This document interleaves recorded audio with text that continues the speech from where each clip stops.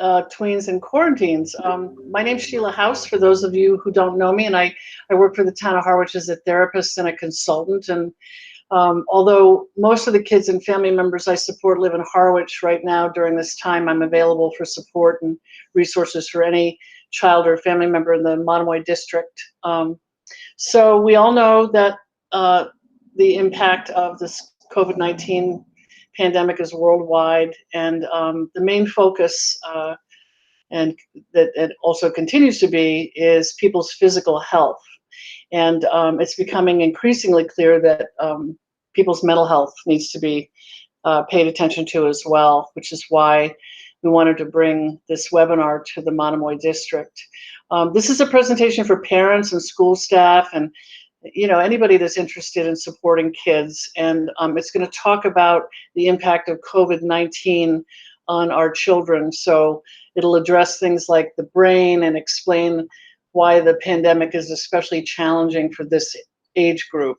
The littler kids seem to be having a slightly easier time, not all of them, but they respond better to schedules and stuff. But teenagers and teenagers are a different breed. So it's also going to look at issues like independence and autonomy and processing loss and acknowledging loss. And at the end, you'll get to ask questions and get really concrete answers. Our speaker is one of my favorite humans, John Mattleman, who is a former director of Needham Youth and Family Services. That's where I met him, because he did what I do here in Harwich in Needham, and he's now an educator and a speaker and consultant, and he gives great presentations. We're hoping, if things go well, he's going to be coming to do a live talk this fall at Monomoy High School. So I'm going to say, John, take it away, and I think you'll really enjoy this talk. Thank you, Sheila. Before you jump in, yes.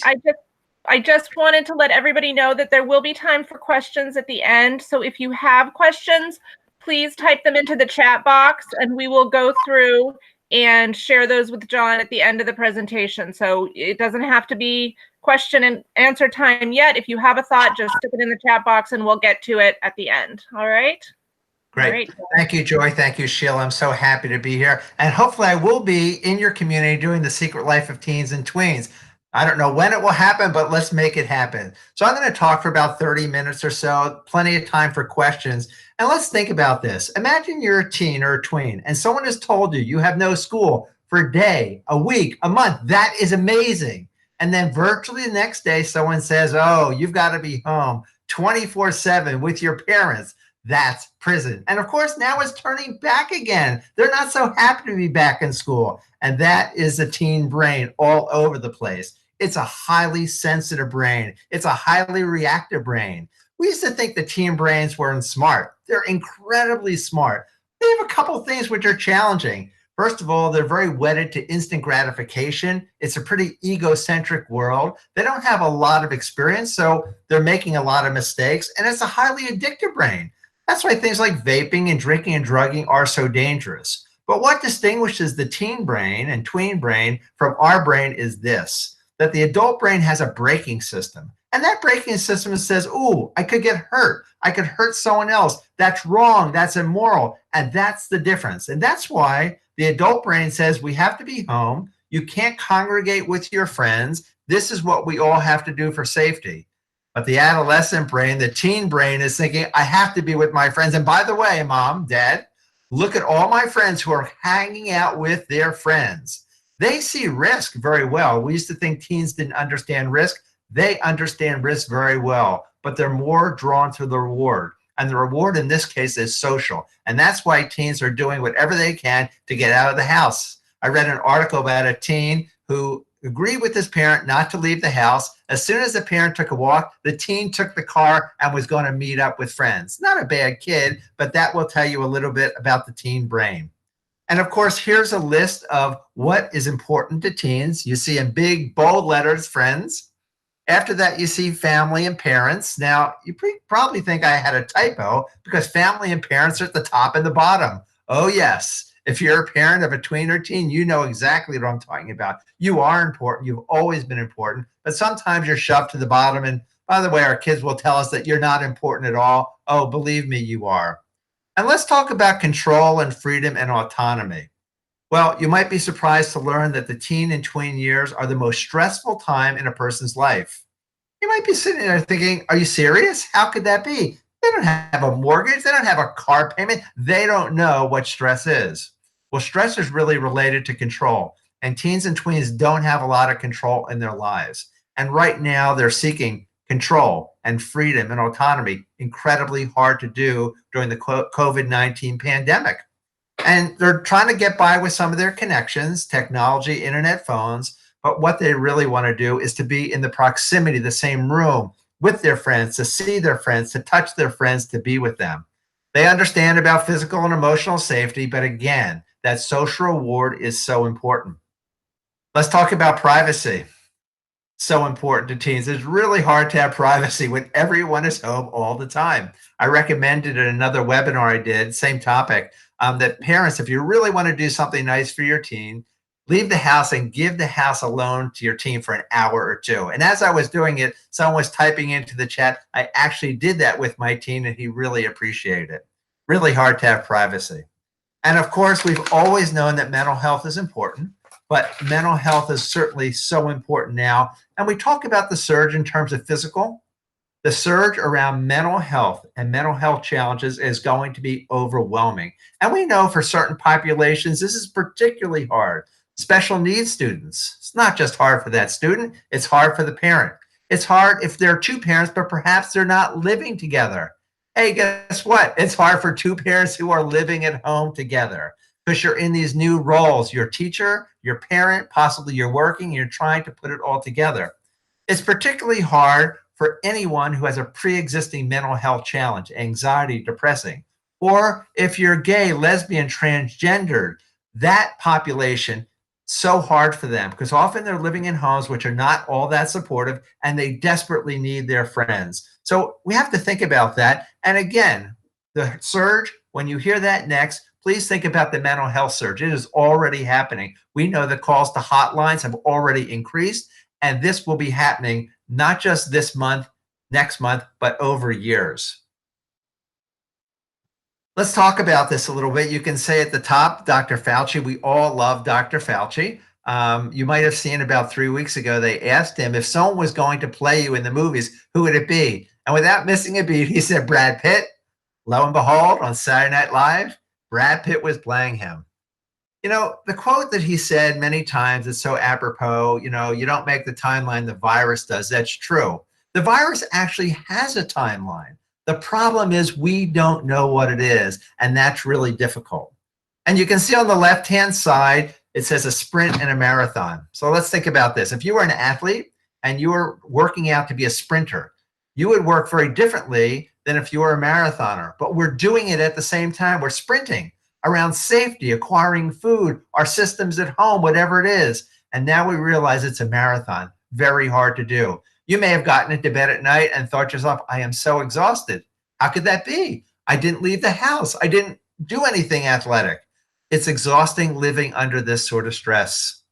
And there's a lot of loneliness. And I know a parent said to me recently, how can my child be lonely? I'm with them all the time.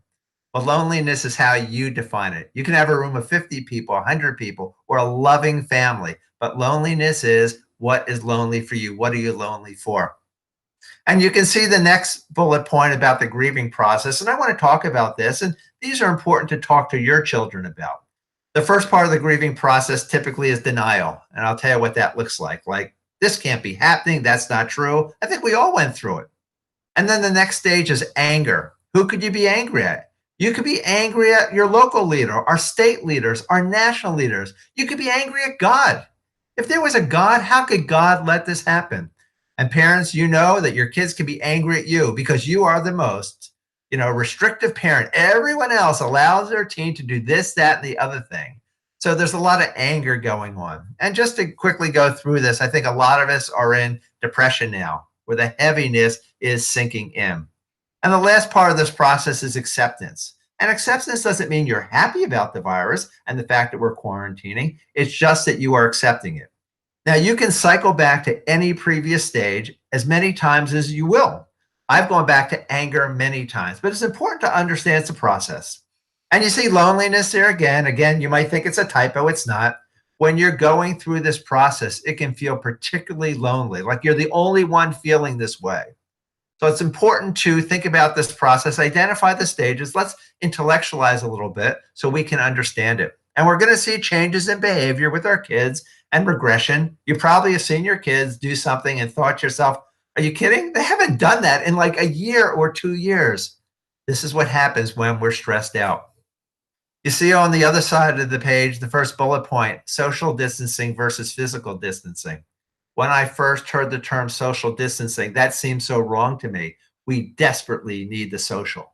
Let's not forget that. I call it physical distancing because we desperately need the physical distancing. And let's use those terms. And if your kid laughs at you for using that term, that's okay. Shows that they're actually listening, and explain why you're doing that.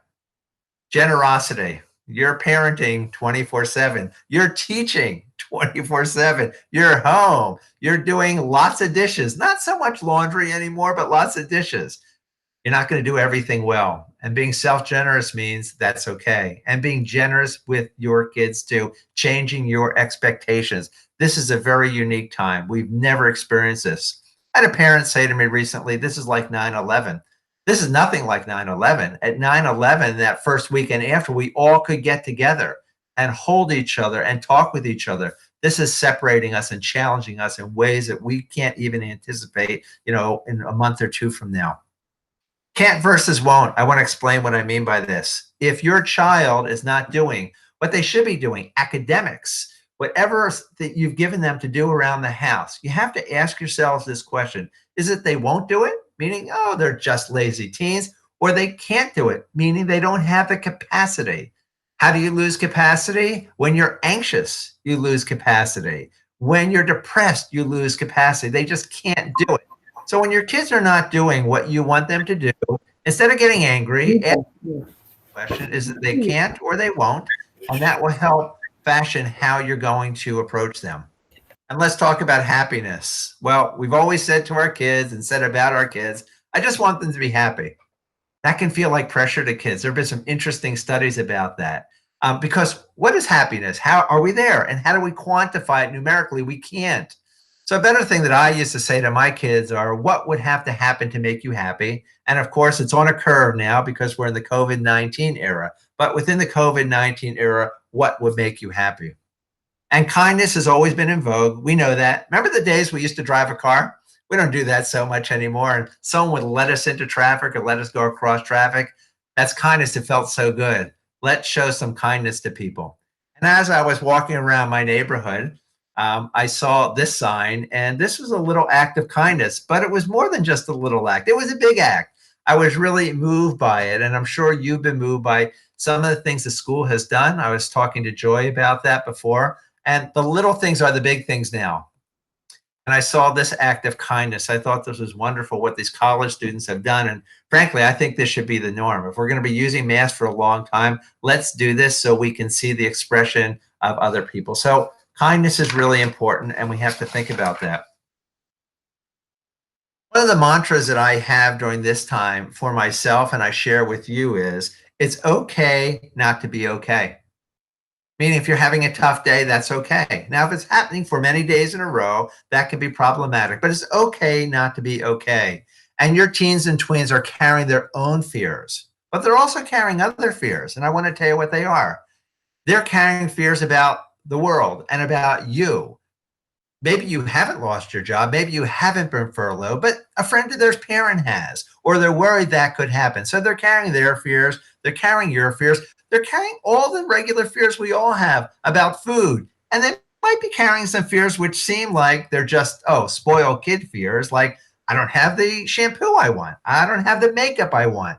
Well, on some level, they are kids just complaining about that. But really what they're saying is their world has been rocked. And this is unnerving. And we have to do some good self-talk as parents and say, let's not react to that, because part of our reaction might be like, are you kidding me? People are losing their lives. You're complaining about your shampoo. But we have to think about what they're saying. And we also know that there's heightened anxiety and depression already, a lot of irrational thinking that's going on. And we know that for young people, risk-taking behaviors increase when they feel anxious and they feel stressed. They medicate themselves. They put themselves in positions, and we're going to be talking about this, self-harm, drinking, drugging, and we have to be careful about that. And kids who are perfectionistic, this is a particularly hard time. It's really hard to be perfectionistic during the COVID-19 era. But again, the takeaway is really it's okay not to be okay. And we're always talking to kids about finding balance. That's a hard thing. Boredom, you've probably heard from your kids, Mom, Dad, I'm so bored. Oh, we hate that. Well, guess what? They are bored. And we also know that boredom correlates with increases of risk-taking behaviors like drinking and drugging. We know that having a routine is great. It's really hard when our kids get older. One of the easy things you can do is to separate the week from the weekends. If they're going to sleep till 2 in the afternoon on the weekend, that's fine. I'd let them go. But during the week is really different. And we have to adjust the rules. Now, some of the rules have to stay in place, like that technology, that phone cannot sleep in their room because they'll do what I do at night. I'm not proud of it, but I wake up and I will check my phone. So we have to have some rules which are finite, which are not moving, but also rules which are moving and adjustable. And I know some parents are worried like, wow, if I change the rules now, like my kids will want that forever. Just explain to your kids, this is an unusual time. Believe me, they will understand quite a bit. Let's talk about some of the things that are important. And I want to start with you parents. When I first heard this term self-care, I thought, that's silly. What, self-care? What's that about? Well, self-care is really important. And self-care is not selfish. Self-care is being responsible for yourself. Self-care is something you have to do consistently, and it has to ease the burden. We have to understand that. You have a lot of burden. You have the burden of your own running the household, and you have the burden of teaching. I was just talking recently to someone, like we talked about virtual learning happening now. I don't think it's virtual learning at all. It's pandemic learning. And I'll tell you the difference. Virtual learning is we've practiced it for a long time. Now, teachers have been amazing, pivoting and trying to make this happen. I love them. I have so much respect for them. But pandemic learning is really with the oversight of all the stress we had in trying to make that happen. We also know that for parents, that drinking has increased. You can look at some of the Massachusetts statistics around alcohol purchase and consumption, and it's increased. So parents really have to be careful to watch their own wellness and modeling good behavior. And we know things like mindfulness and being outdoors are really important. We also know that healthy comforts are fine. What's a healthy comfort? Oh, if you have a big bowl of ice cream once a week, that's a healthy comfort. If you're having a big bowl 3 times a day, not so healthy. And let's talk about your teen a little bit. So a lot of parents get confused around modeling behavior and emotions during this really very emotional time. And some parents come to the conclusion like, I don't want to burden my teen. I don't want to tell them how I'm feeling. Your teen loves you. Your teen is looking at you. And if you don't tell them, they will already know it.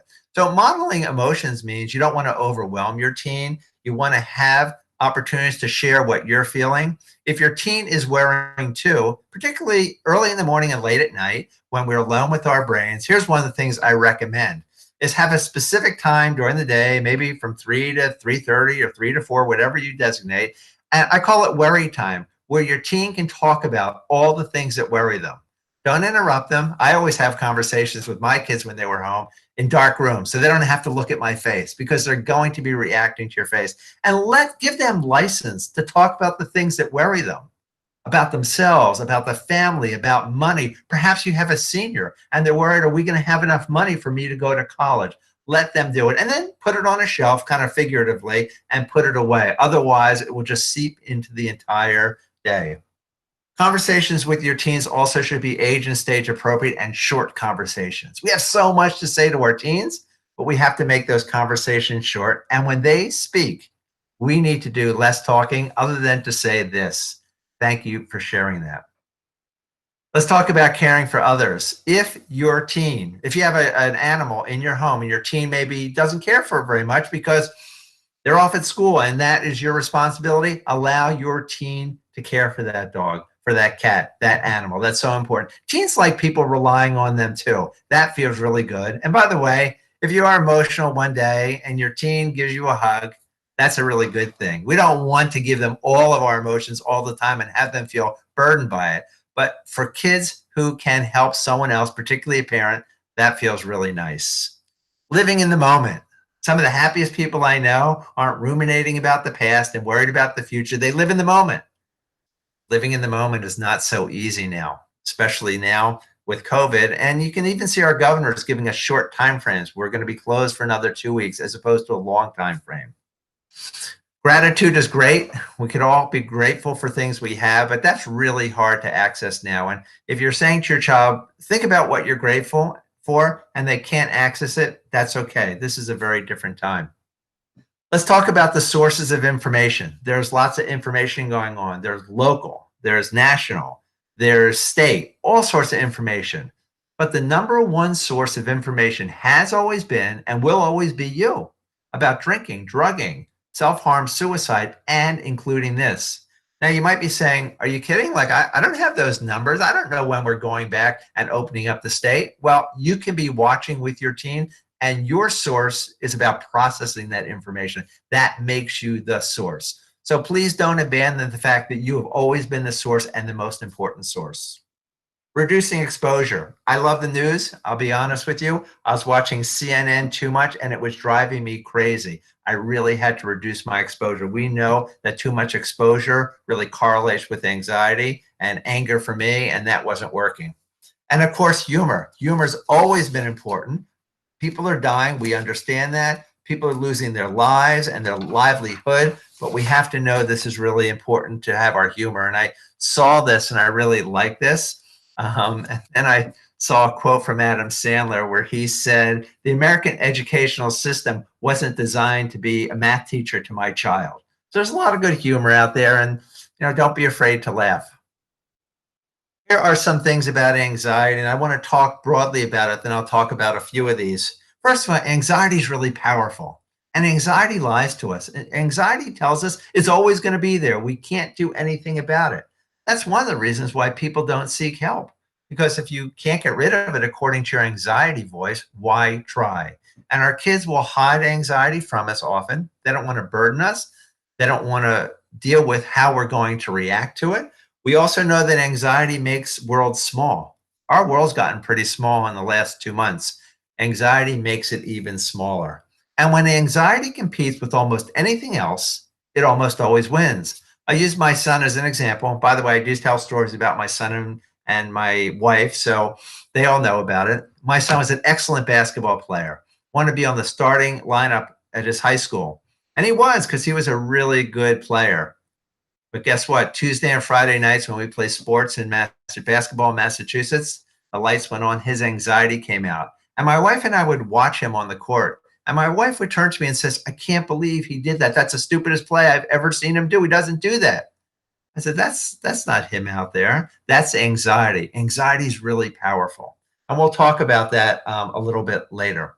Panic attacks. We know that panic attacks are increasing. Those of you watching tonight or watching this on a replay, record, have probably had a panic attack or certainly know someone who's had a panic attack. And I want to tell a quick story about my wife who had a panic attack a couple months ago. She woke up at 5:28 in the morning and she says, I'm having a heart attack. I have to go to the hospital. And even though I adore my wife, I completely abandoned her. I know that sounds like I'm the worst partner, but I did. And I ran down to the kitchen and I grabbed ice cubes. And I ran back up and I said, hold the ice cubes. And I wish I had a video camera because this is so classic. She held the ice cubes and she says, I hate living with a therapist. I said, just hold the darn ice cubes. And she held the ice cubes. About a minute later, she says, darn, my hands are getting cold. I didn't want to avoid conversing about it, but I needed to recalibrate her brain. Now she was thinking about her cold hands. And another minute later, she says, can I get rid of these? My hands are freezing. And I saw her anxiety really decreasing. And this is where particularly I wanted to have a camera. She literally threw the ice cubes at me. It was just classic. You can try this with yourself, by the way. You can try this with your team. Be careful, they might throw some ice cubes, but we know that panic is going to increase. And people who have panic attacks feel a lot of shame about it. And it's exhausting. Panic attacks can only last about 20 minutes because it's so exhausting. And I want to talk about PTSD, post-traumatic stress disorder, anything that is traumatic to you.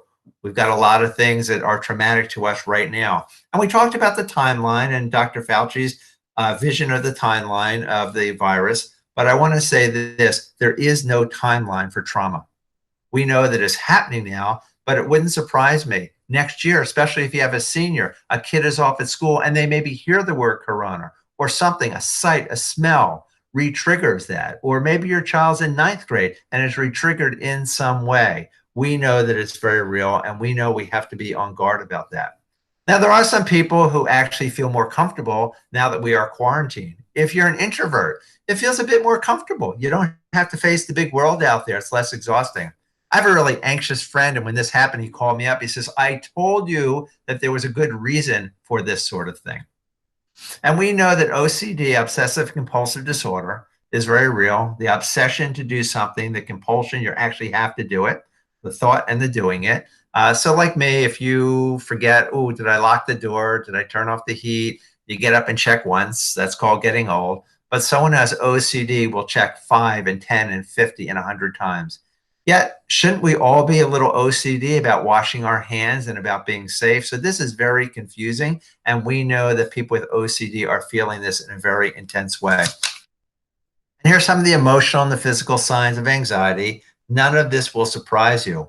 But to me, the most important thing is what you see behaviorally. And I'll talk about my son. This is probably true for your child too, if they're dealing with anxiety.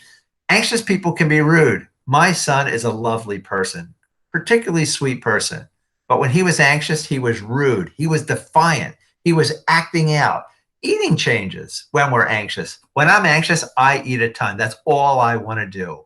When my wife is anxious, she does not want to eat at all. I can't relate to it, but it demonstrates that we all deal with anxiety very differently. And the same is true for sleep. Some people sleep a lot and some people sleep hardly at all.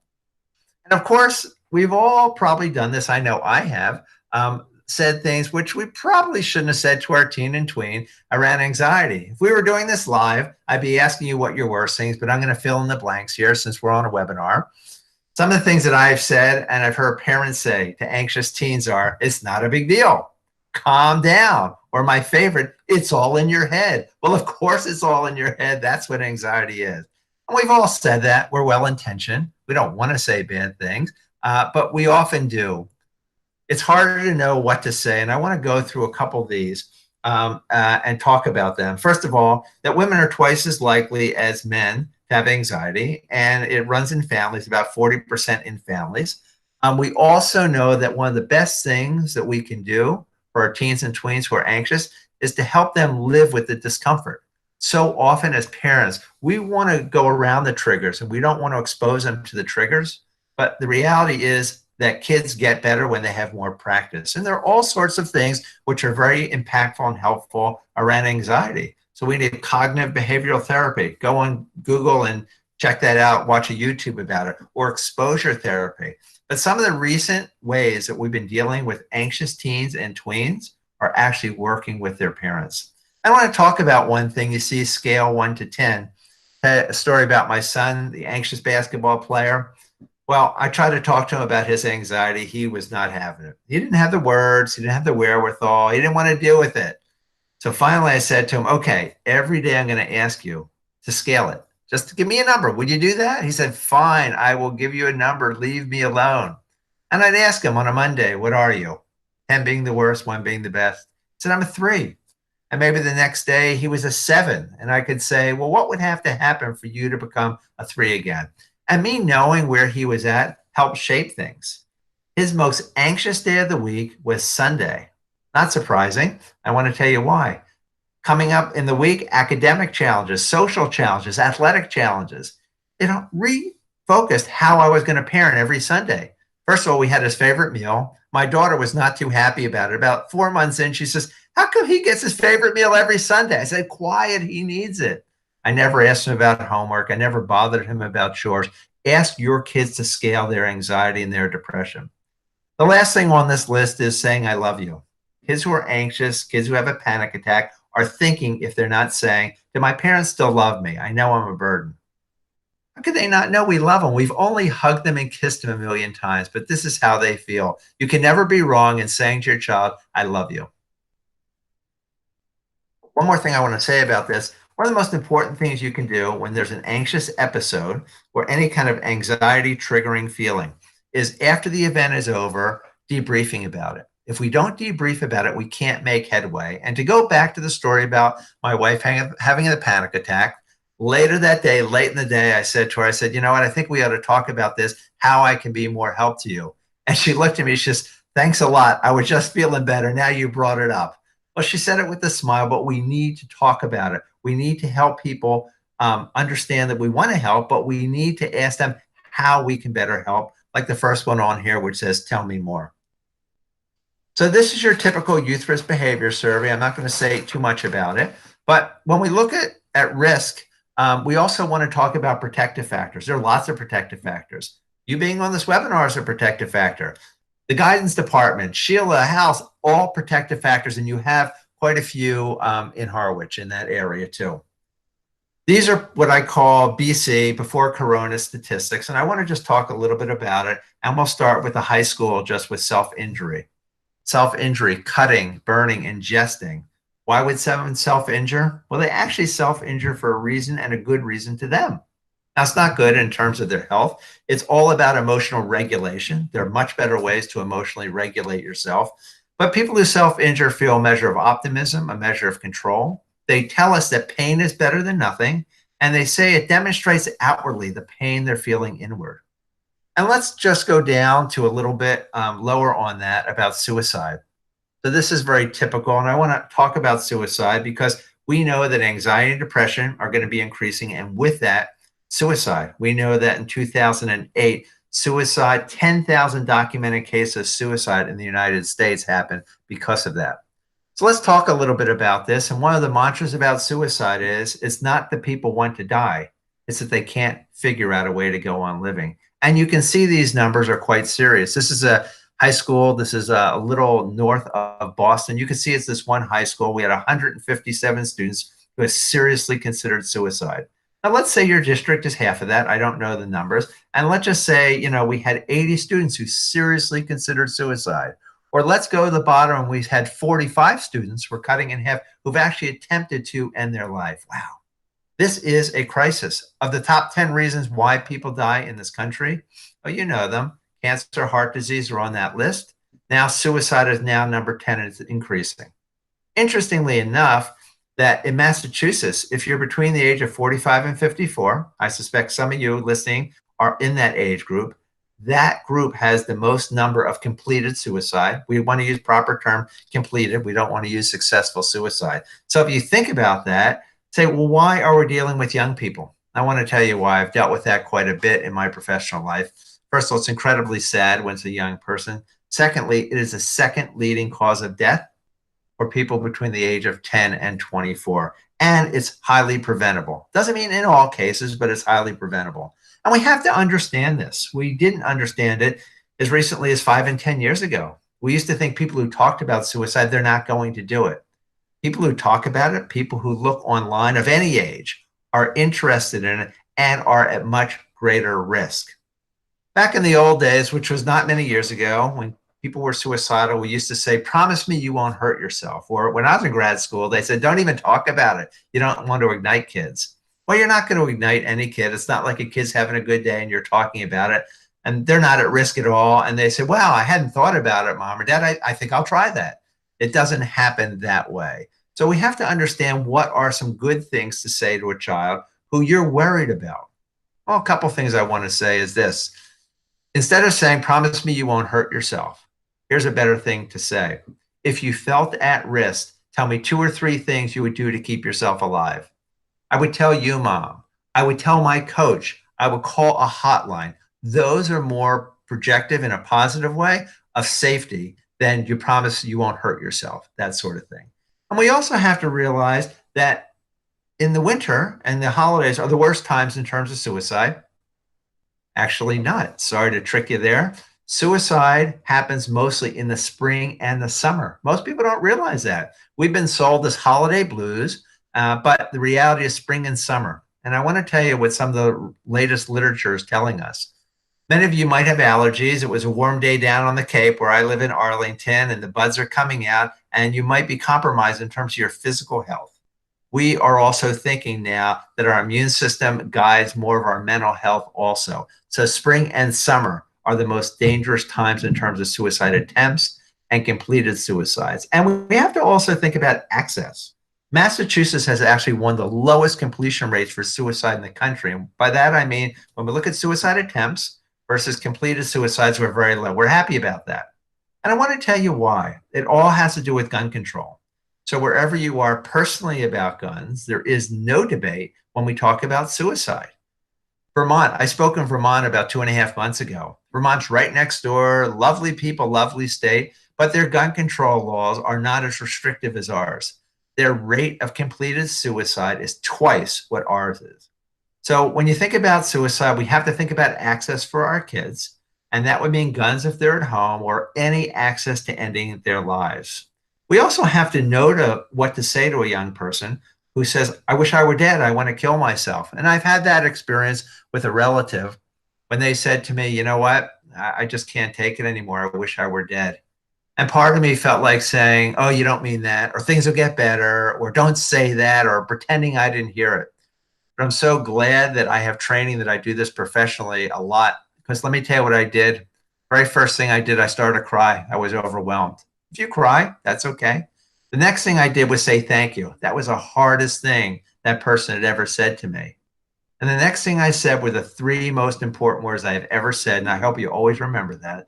And it's this: tell me more. What the heck do you mean, tell you more? I don't know. You've just told me you want to end your life. Tell me more. Opening up conversation. So we have to really be focused on self-harm, anxiety, depression. You can see sad and hopeless. In that one district here, we have 500 kids who are sad and hopeless. We have to focus on these things because we know they will be increasing. We know when there's a catastrophe of any sort. When we had the catastrophe in Puerto Rico a couple years ago with the hurricane, the rate of depression, anxiety, and suicide skyrocketed. And sadly, I think it's going to be a surge here also. So here are some of the signs of depression. Sadness is one thing, but sadness that lasts 2 or more weeks. And we think about depression as depth and duration. And when our kids are angry at us, this may sound counterintuitive and a little flaky. You have to understand you should feel good about that. And I want to tell you why. Because anger is getting out. Anger toward it pushed inward is depression. That's a harder thing to tackle. And there are a lot of things that kids could be depressed about. Losing graduation, losing prom, losing freedom. Now they're waking up to the fact, wow, I don't think I'm going to be going to camp. I don't think I'm doing the things that I've been looking forward to. Visiting a grandparent who had a great lake house. This is overwhelming. This is depression for some kids. Now it's depressing for others, but it's depression for some kids. Or if spring and baseball is your reason to be, is your status, is your identity, you've had a major loss. And of course, we can see people dying, but when our kids are expressing loss to us, we have to say this: thank you for telling us. We don't want to belittle them. Some of these will never come back, and some of these are very, very painful for kids. Here's some crisis lines you can call. The crisis text line doesn't mean you have to be suicidal. People who call the crisis text line mostly are not. Over 95% are not suicidal. This is really good for someone to call. And that would include not just your child, but you. If you have a question about how do I talk to my child, you have a great guidance department. I'm going to give you those resources, but this is another resource you can call. And of course, the suicide hotline and self-injury hotline. I also put the National Eating Disorders Association up there, and I want to tell you why. This is a time when we don't have a lot of control over our lives. People who have eating disorders, all about controlling their eating. It's hard to get safe and healthy foods. Maybe we can't get the foods we want. We have to be particularly careful about our young people, anyone, but particularly young people who have an eating disorder. The diagnosed mental health disorder, this has the highest mortality rate. And within that, suicide is now #1. So let's be extra careful about that. And then you have some great local resources that you can call upon. In the community, Sheila House, Mobile Health Crisis, and of course, in your school system. So important to reach out. Some of the strongest people I know are people who reach out and say, things are not going well. I'm having a crisis. My kid is having a crisis. Please take that risk. You're going to be rewarded by the people on this list, and they're going to be saying, thank you, I can help you, easing your burden. So I've talked for long enough. So what I'm going to do is I'm hoping that you have written some questions. I'm going to take the questions, and then we will see where we're at. So I'm going to ask either Joy or Sheila, who hopefully have been getting questions, to start feeding me the questions. Thank you, John. That was fantastic. You give us so much to think about for sure. While I'm waiting for some other folks to put their questions in the chat box, I have one that I think a lot of people have been struggling with, and that's the importance of marking milestones and the passage of time for these young people who have still been in school. School's going to officially end in 6 weeks or so, and it's going to seem very anticlimactic, especially for those kids who are seniors, obviously, and graduating, or those who are kind of stepping up to a new building, moving from elementary to middle school or middle school to high school. And what can you say about how to mark those milestones to really have some impact for the kids? Thank you. You know, these life cycle events, the ones you mentioned, or if you've had someone pass, we had a distant relative pass. We were not going to that funeral. I had a childhood friend who passed because of COVID also. So we're not doing those traditional ways of marking and getting closure. And those kids in elementary school going to middle school to high school, in particular those kids who are in high school and leaving, don't have that closure. The very first thing I want to say to parents is talk about it. I know you don't want to trigger your kids. Your kids are thinking about it. They're mourning it. Look at the grieving process that I laid out, and ask your child, like, what's this all about? Now, some of your kids don't want to talk about it. They don't want to it. Here's what I used to do with my son. Go online, go to Google, and just type in teen movies. You're going to see things about loss, about anxiety, about graduation, and say to your kid, you know what? I'm not going to ask anything of you this entire week. Just watch this movie with me. I'll tell you what happened with my son when I did it. I would say to him, Jake, what should that teen have been doing? What should they have been thinking? What could they have done differently? He was so happy to talk about someone else. And then I could kind of pull it over to his life. If your kids are not feeling this so intensely for them, that's wonderful. But I promise you this, their friends are feeling it intensely, and they're hearing it. They're reading about it on social media. So we have to understand that maybe our kids don't need it, but let's help our kids respond appropriately and effectively with their friends, because these are very real. And the reality is we can't replicate all the things we'd like to. Graduation, for some, it will be fine. We'll try to replicate it in some way, but we can't really get there. And that's okay. Remember, it's okay not to be okay.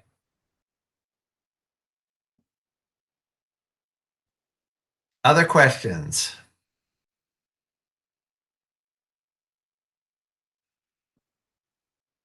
All right. Is someone? Okay, Yep. there we go. We have one. It's got an abbreviation in it that I'm not sure. It's how can we engage teens in virtual programs targeted to teens with SUD?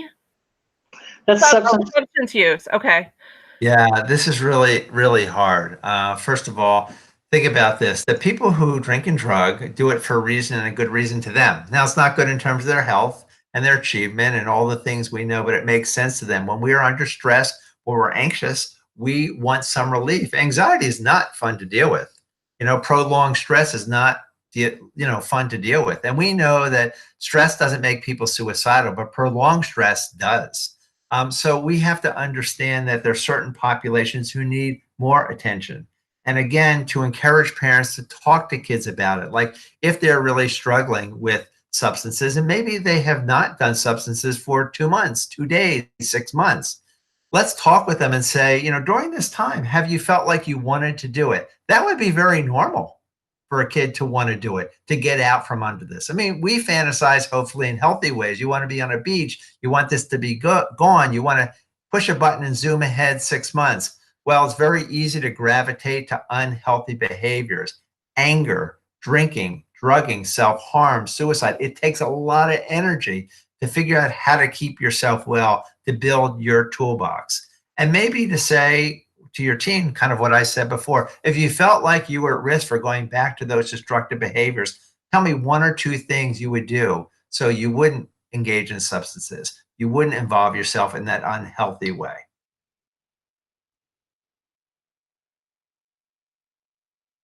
Thank you. What advice do you have for parents who are dealing with kids who are really missing their friends and their social contact, and particularly for those older teens who are old enough to get in the car and drive themselves away, or not necessarily listen to the parents' requests to stay home? Well, that missing is intense. We can't relate to it. I know we were all teens at one point, but we don't have a teen brain, thank goodness. But the teen brain is very powerful, and it's really built on the instant gratification. So when they say they want to see their friends, they really want to see their friends. It's not like us, well, I could go out with this couple and we'll have a nice time. If it doesn't happen, that's fine. This is intense. So we have to really acknowledge it. Because if we're thinking like, come on, you're seeing them online or it's not a big deal, it is a huge deal to them. And because we don't have an end date, we can't live in relationship to that. If I could magically know that there was an end date where your children could safely be with their friends, they do so much better. But when we don't have that end date and things aren't defined for us, it gets overwhelming. And some of you parents might have seen that your kids are becoming apathetic about their schoolwork now. It's been happening for a while, or apathetic about other things. Well, we've become apathetic because we're tired. And like, what is the reason that we shouldn't be apathetic? When we do change happens when it's worth it to us. And in the beginning of this online virtual stuff, it was worth it to us. It was new, it was novel. But it's not becoming as worth it to people now, because what's the payoff? What does it matter? They're feeling this in very intense ways. They will do things that are not going to be healthy. Again, they know it's not healthy, but they're more drawn to the reward. I've heard so many stories about kids taking a parent's car. I would keep my keys with me if you're concerned about that. Now, Sheila. Sheila, how about you? You're talking to a lot of kids. What are they concerned about? Well, I think that the not seeing their friends thing, of course, is the number one. I think also kids being so active, having a structure like a school to be in, and being very active afterwards. I'm not just talking about athletes. I'm talking about just running around. They're used to sort of doing something, and very often when I'm working with them, they're talking about the past and how that's affected them, and they're anxious about the future. And so none of us are really kind of trained to be in the now a lot of the time, and that's why sometimes teaching them things like mindfulness and breathing can be helpful. Sometimes they roll their eyes. About the sixth pass around with those kids, I can get them to try it at least. But it is really difficult. So again, as John said, I just acknowledge and validate that, yeah, this is really, really hard, instead of sort of saying, oh, it's not that bad and people have it worse than you. And there's something about really intensely listening to them without judgment that helps them be able to calm down a little bit. Yeah, and just a couple of things about that. That's a great point, Sheila. Is your kids having a bad day? Let them have a bad day. We're all allowed to have bad days. We're all allowed to say things which are not all that polite sometimes. Our kids really shouldn't work out on us too much. I used to give myself a timeout and go in the bedroom to escape, but understand that you're resilient, and that is why they attack you in certain ways. We also have to know that a lot of our kids just are laying on the couch. They don't feel like doing anything. Now, that could be depression. But it also could be like, what's the point? Things aren't getting better.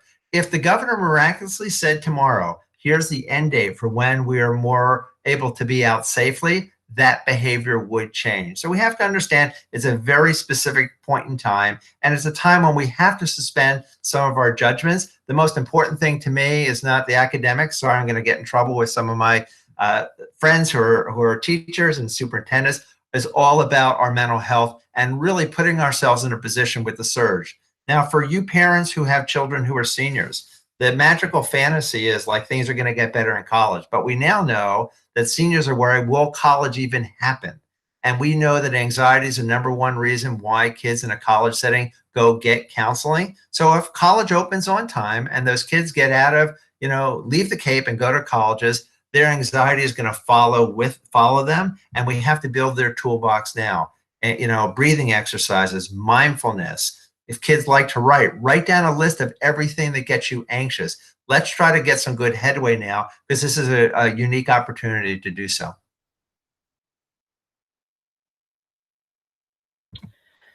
Thanks, John. We have another question that speaks again to the idea of loss, and as these children are facing loss after loss, with no real end in sight to this, you know, maybe they're losing summer activities, maybe they'll lose some fall activities. How can we support them through all of those, you know, in ways that they're not just going to tune us out because we're the parents saying the same things over and over again? Yeah. Well, again, you know, we want to balance. We want to be realistic, but we don't want to be false. You know, things are going to get better. Just doesn't feel right to kids. There has been a lot of loss. We've already talked about the fact that we don't want them to have a lot of exposure. We also know that time online cannot, you know, is sometimes not a good thing. Now, some of the latest studies are fascinating. When you look at online behavior by teens, it's different for boys than it is for girls. The boys tend to do gaming in real time, and that's not as awful and overwhelming as it is for girls, who tend to do a lot of social media. So limiting things that trigger us, being realistic, and saying to your child, I wish I had the answers. This is what I've read. This is what I know. And, you know, taking a break from technology. My wife has done that, and she's a lot happier. She can't really impact things, but she's learned about what works for her. And I think this period of time is to figure out what works. The losses are serious.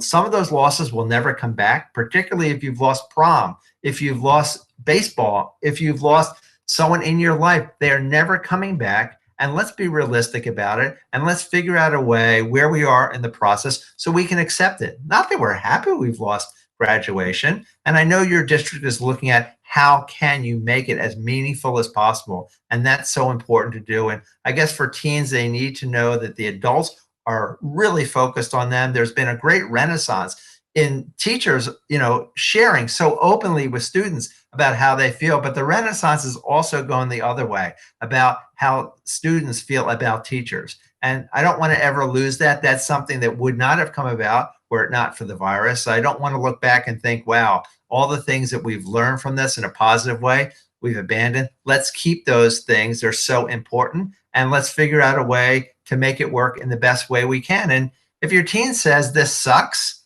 here's what you should say. It does suck. It's really hard.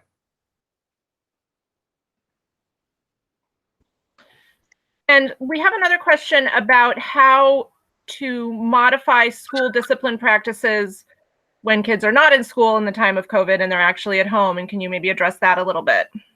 When you say school discipline, I'm not sure. Can you explain that a little more, Joy? I'm not sure. It's just a question in chat. So if the person asking the question wants to elaborate a little bit. Okay, well, I'll just talk generally. If something comes in, interrupt me. I think maybe being disciplined about doing schoolwork.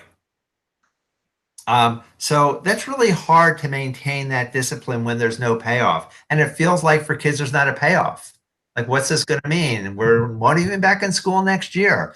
So we have to understand that, you know, I mean, some young people can keep that. But for most young people, we have to have a reason to continue to be disciplined, to continue to delay our gratification, do the schoolwork now so we get the payoff later.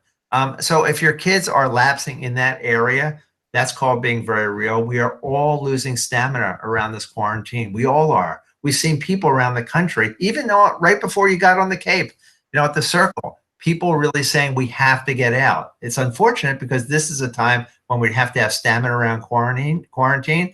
And we also need to give ourselves a day off in the middle of the week. And my daughter, she's out of school, working full time. She's so stressed about it. I say, give yourself a day off. Wednesday. She says, what do you mean? I'm at home. Just because you're home doesn't mean you're a day off. You're working. Let's give kids a time off. Let's alter things a little bit. They've had enough family meals. Let them have dinner in front of the TV. Let them have dinner in their room sometimes. Let's change it up and give people a reason to smile and know this is a very special time.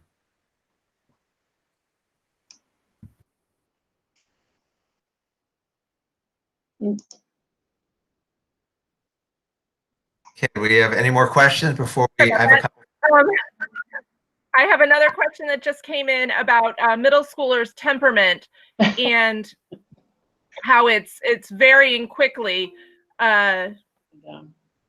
sorry, something just popped up on my screen, ranging quickly from anger to sadness to happiness, and not being able to extract from arguments with siblings and that sort of thing.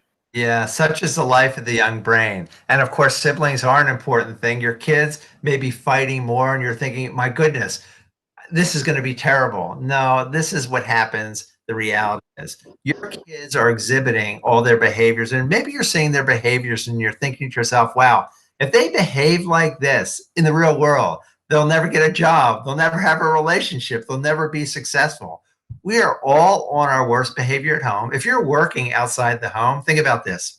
If you ever said and did at work what you say and do at home, you would have been fired 5 and 10 and 20 times over. We are on our worst behavior at home, and now we have something to have bad behavior about. We have this incredible stressor for a long period of time, and that's when I talked about being generous. If our kids are acting in that way, we don't have to be victimized.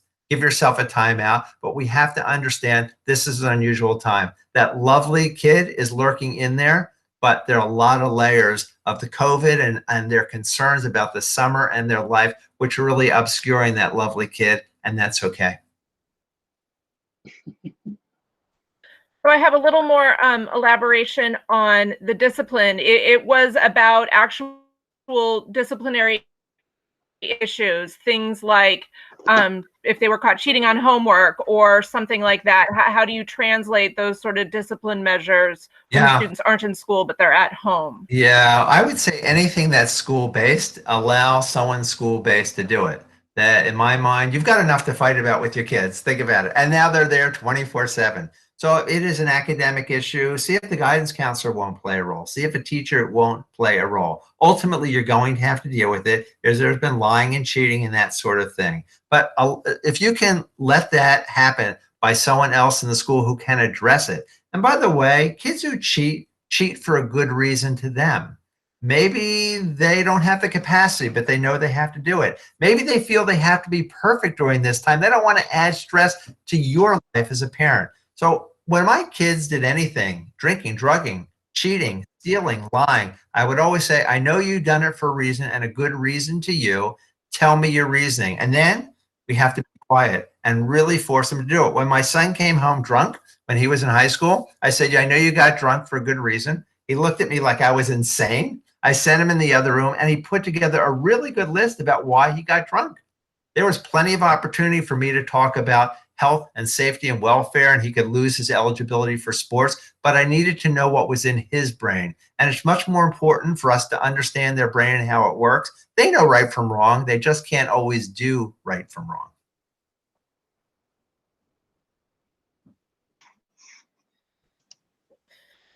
Thank you. Are there any last minute questions? I want to be respectful of everybody's time since we're right around 5 now.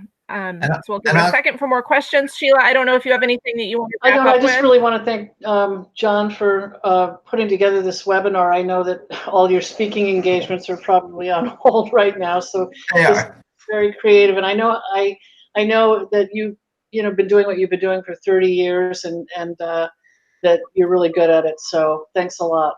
I appreciate everyone having me, Joy, with the support, the technical support, and Sheila, my friend. I hope to be in your community during the Secret Life of Teens and Tweens.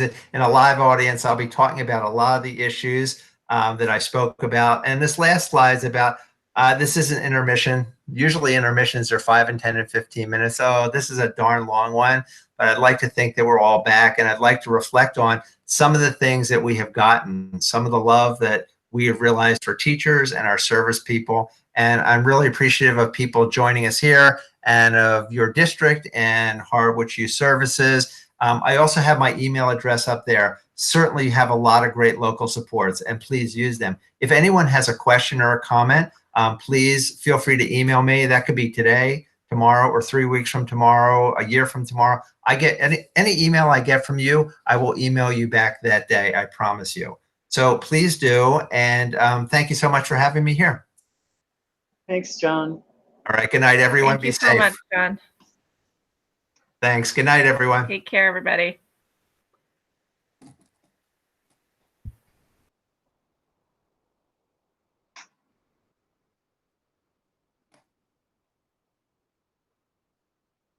I don't know if anyone else is on, so I'll just be a little careful.